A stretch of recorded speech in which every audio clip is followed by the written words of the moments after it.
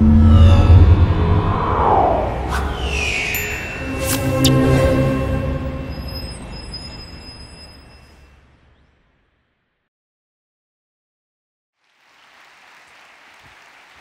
I was 2 years old, I was abandoned by my father.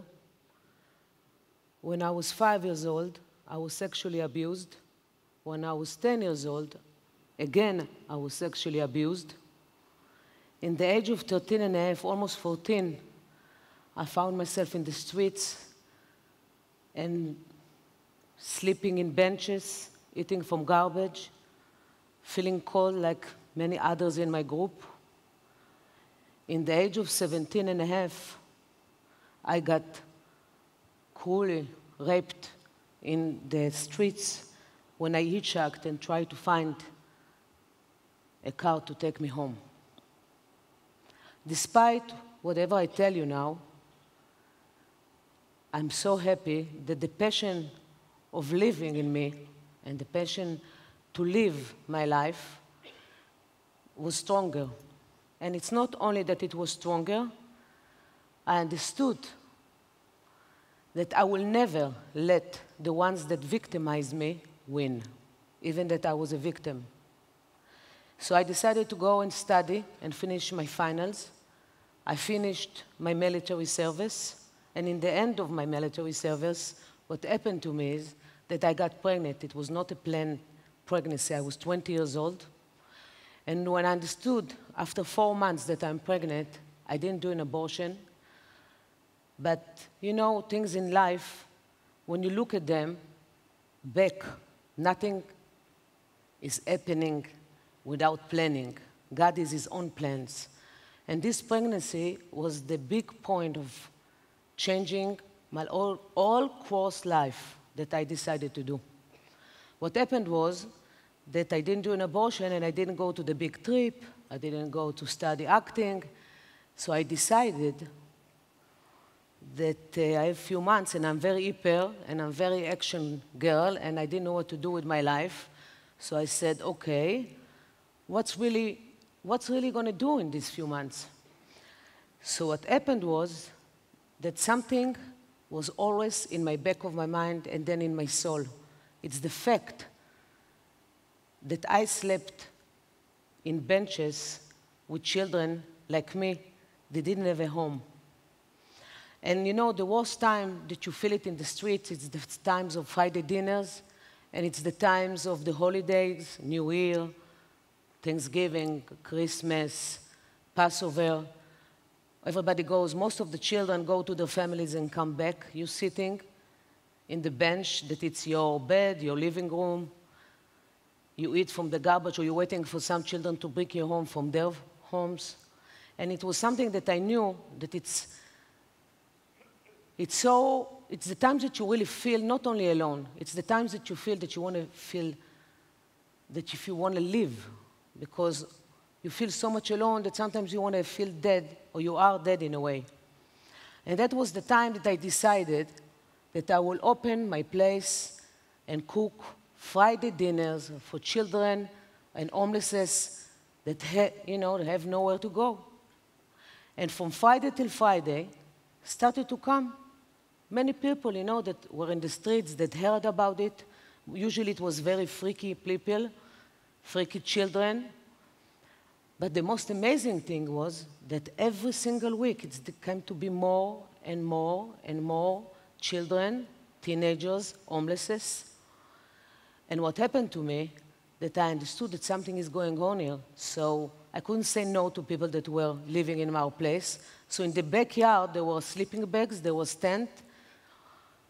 And after a while, after a few months, there was a girl that she was in India, and she came to our place, and she said after 1 week, wow, I felt so shanty here.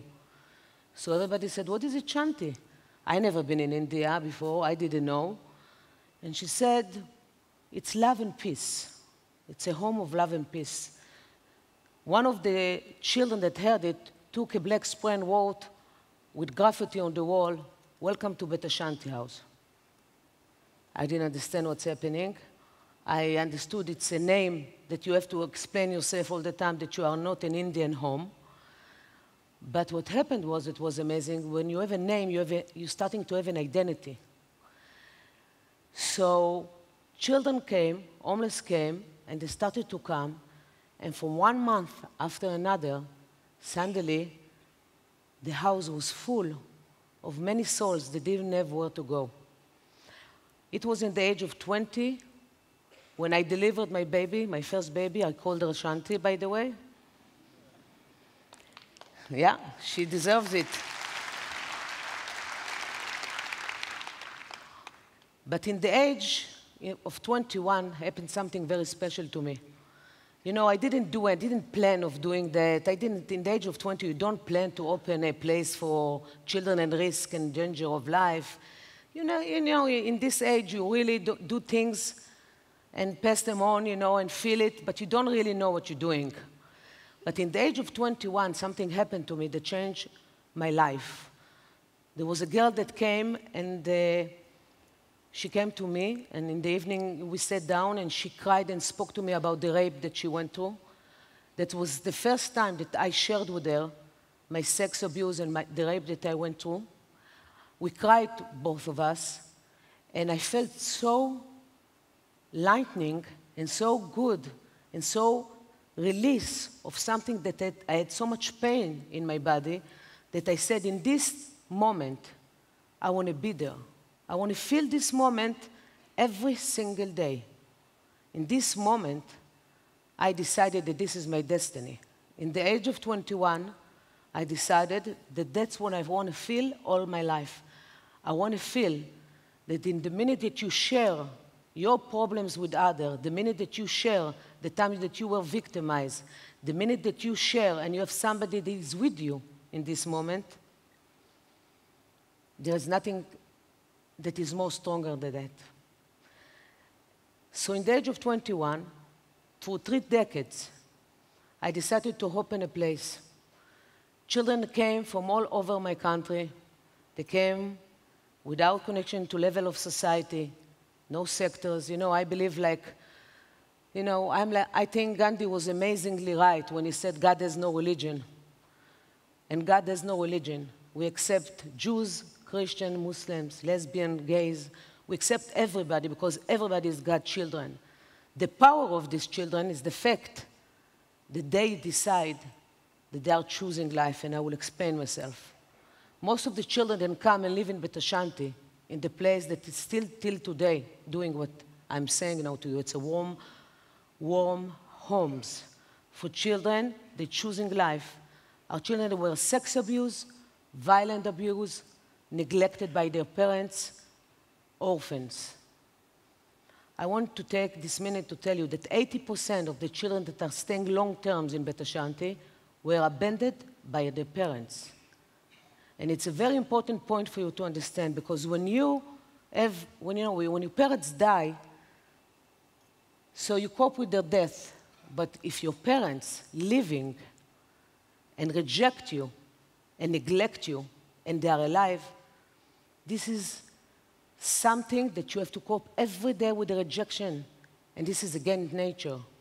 And it means that the black hole that you have inside will be fulfilling with sadness, drugs, alcohol, food, all the things that maybe can fulfill this black hole. I fulfilled my black hole with food. It took me many years to take down 120 pounds so I will understand that I don't need this to fulfill myself and hug this black hole.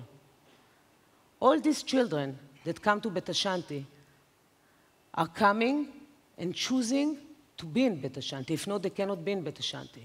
What happened through these 32 years that I developed a method for children at risk and danger of life so they can save their life because they chose to save their life.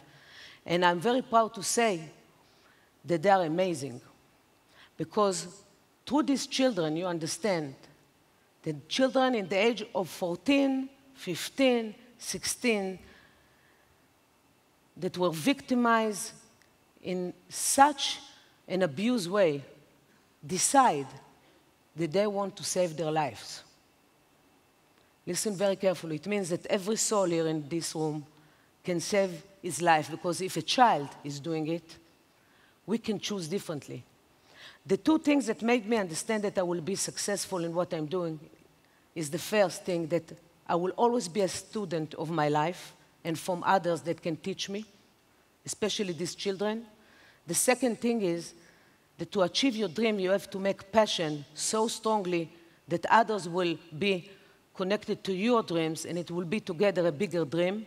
And this was a dream to keep on the survival of these homes. The third thing is, and it's very important, not to listen to the fear of others when you want to achieve your dreams. And one more important thing is not compare to yourself. Compare yourself to others. Do what you think is right for you to do without hurting anybody else. Listen, thousands of children saved and chose life. It means that each one of you can decide to be the owner and to own his own life and choose to live better life with himself. I'm choosing life. I'm choosing a life. I'm choosing life every day. I'm choosing life. I'm choosing life. I'm choosing life. I'm choosing life. እኔ በህይወት መርጫለሁ። Я выбрала жизнь. גם אני בחרתי בחיים. ለመኖር መርጫለሁ. I'm choosing life. I also chose life. We are choosing life, Beit Hashanti!